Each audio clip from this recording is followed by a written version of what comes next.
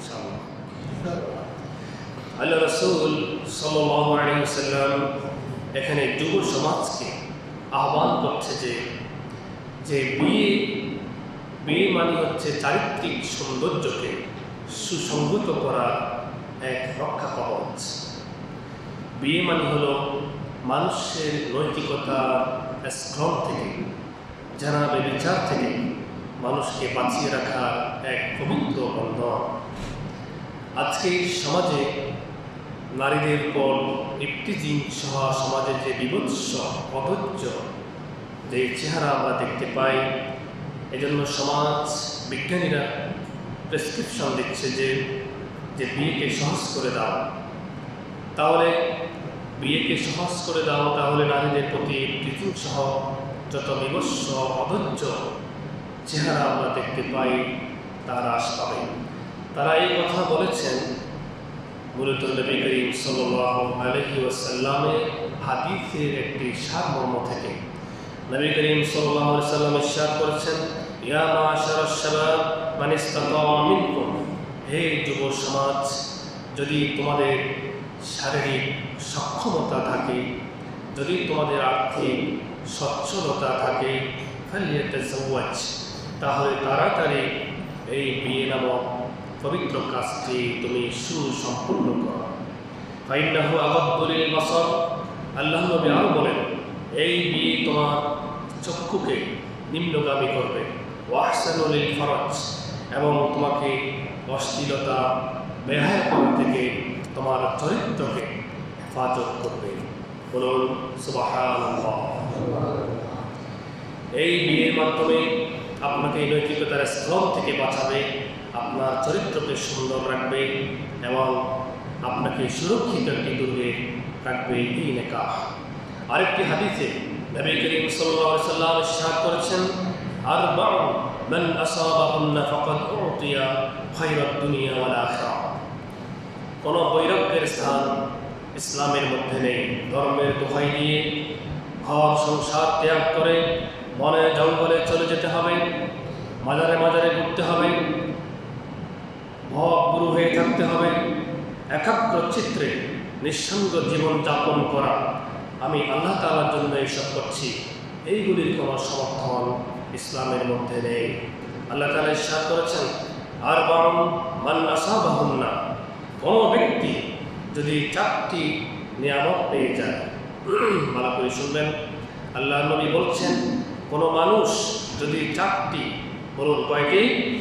4টি, যদি 4টি নিয়ামত পেয়ে যায়, 4টি গুণ যদি কোনো মানুষ লাভ করে, ফাকাদ উতিয়া খায়রাদ দুনিয়া ওয়াল আখিরাহ, দুনিয়া এবং আখিরাতের সমস্ত সাফল্য আল্লাহ তাআলা যেন তার গৃহে, তার ঘরে, তার ললাটে আল্লাহ তাআলা লিপিবদ্ধ করে দেন। সুবহানাল্লাহ। এই 4টি নিয়ামত কি?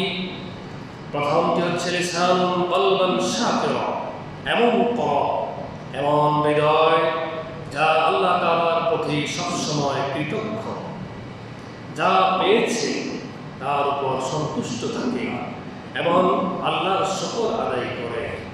এমন কলব, এমন হৃদয় আল্লাহ যেভাবে রেখেছেন, যে অবস্থায় আছে, যেমনই আছে, এই কলব, এই হৃদয় সবসময় আল্লাহর সন্তুষ্টি, আল্লাহর উপর খুশি, আল্লাহর উপর কৃতজ্ঞ থাকে। 1 নম্বর। 2 নম্বর কোয়ালিটি যে অর্জন করে, ওয়ালিসানান যাকিরা, যেই স্রষ্টা তাকে জবান দিয়েছে, কথা বলার ভাব শক্তি আল্লাহ তাকে দিয়েছেন, এই জবান দিয়ে, এই লিসান দিয়ে সে আল্লাহ তাআলার গানে, আল্লাহ তাআলার হাম, আল্লাহ তাআলার মিছিল স্লোগানে সবসময় এই জবানকে আল্লাহর স্মরণে, আল্লাহর জিকিরে, আল্লাহর গুণগানে, আল্লাহর প্রশংসায় নিমজ্জিত থাকে। 2 নম্বর কোয়ালিটি। তাহলে আমরা যখন কথা বলবো, ঘরে বাহিরে সব জায়গায় যেখানে, এই জবান সবসময় কার জিকির করবে? আল্লাহ। বলুন না কার? আল্লাহ। আর প্রথম কোয়ালিটি হচ্ছে আল্লাহ তাআলা যা দিয়েছেন, আপনি যেইভাবে আছেন কোনো অভিযোগ না করে আপনি শুকরিয়া আদায় করবেন, আল্লাহর কৃতজ্ঞ হবেন। 2 নম্বর।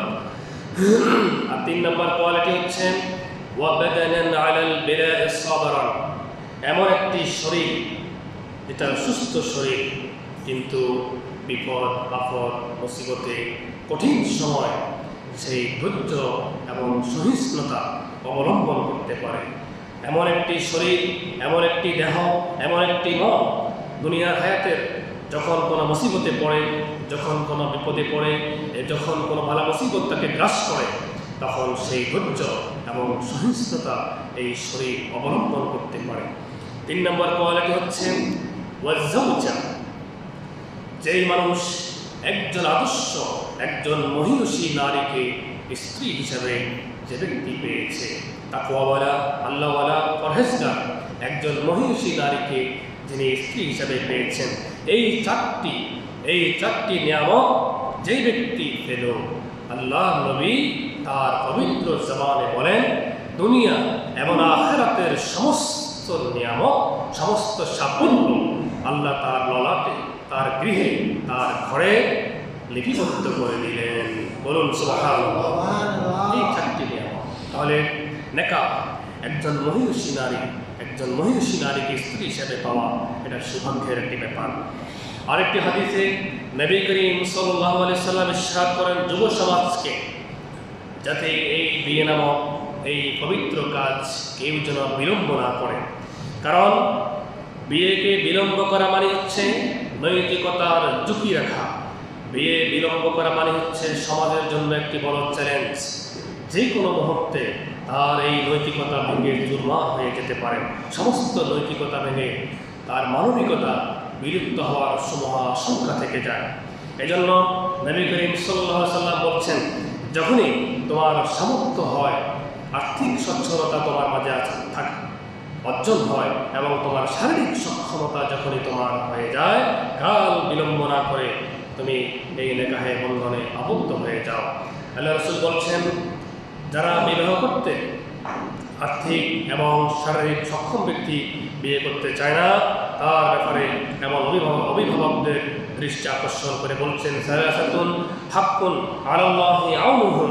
আল্লাহ তাআলা বলছেন 3 ব্যক্তি, তাদের জন্য আমি আল্লাহ তাআলা তাদেরকে সাহায্য করা আমি আল্লাহর জন্য ওয়াজিব।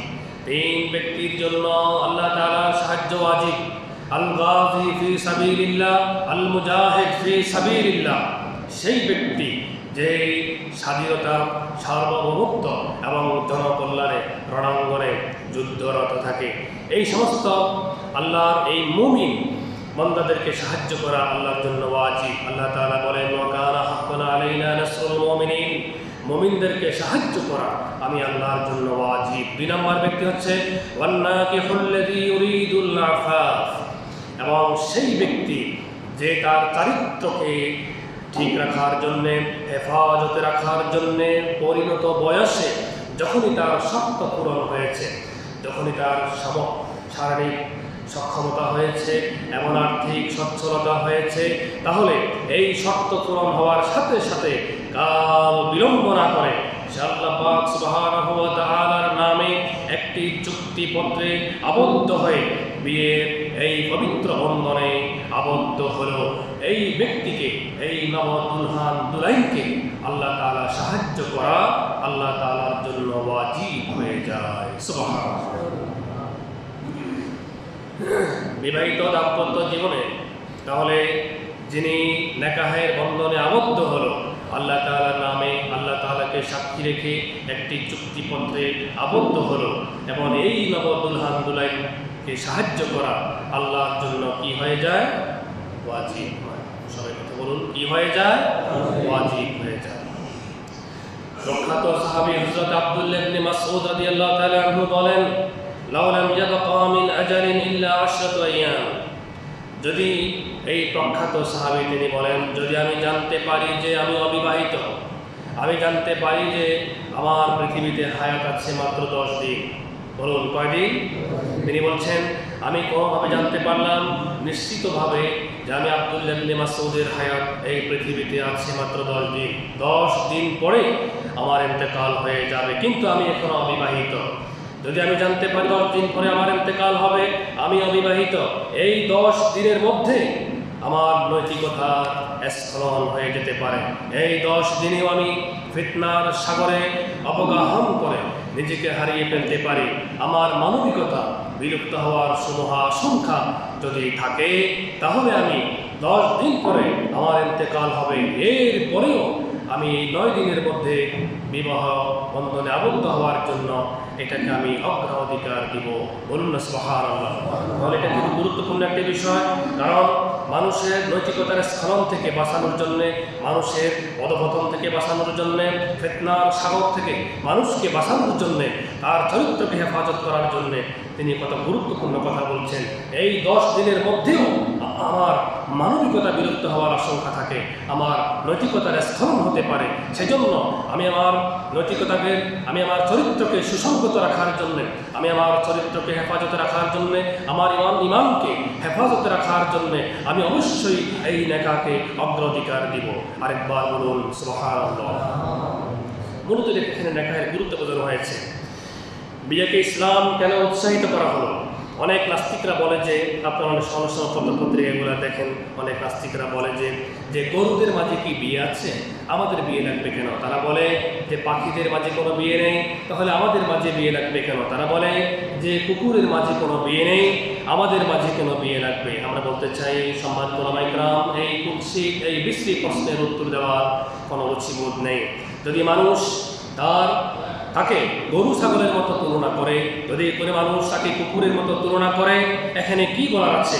আল্লাহ তাআলা বলছেন মানুষ হচ্ছে আশরাফুল মাখলুকাত। আল্লাহ তাআলা বলছেন ওয়ালাকাদ কাররামনা বানি আদম, সৃষ্টি জগতের ভিআইপি করে, মর্যাদা মণ্ডিত করে আমি মানুষকে সৃষ্টি করেছি। বলুন না সুবহানাল্লাহ।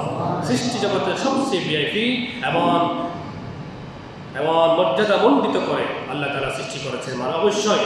সুতরাং এই মানুষের পাখির মতো, কুকুরের মতো বিবাহের কোনো বন্ধন থাকবে না। অনেকেই আবার বলে থাকে, যেমন দার্শনিক পয়েন্ট একটি কথা বলছেন যে মানুষের মাঝে এত বিধিনিষেধ কেন, সব কিছু উন্মুক্ত করে দাও। তিনি বলতে চাচ্ছেন যে অশান্তির মূল হচ্ছে যে আমরা যদি প্রকৃতির মতো নিজেকে আমরা উন্মুক্ত করতে পারি, সমস্ত বিধানকে যদি আমরা ভেঙে দিতে পারি, তাহলে স্বাধীনতা চলে আসবে। বলুন না নাউজুবিল্লাহ। তাহলে একটা গাড়ি যে রাস্তায় চলবে, যদি রোডস না থাকে অ্যাক্সিডেন্ট হবে। একটা ফ্লাইট আকাশে চলছে, এটা ডাইনেও যেতে পারবে না, বামেও যেতে পারবে না, আর একটা অবস্থান স্থির করা আছে।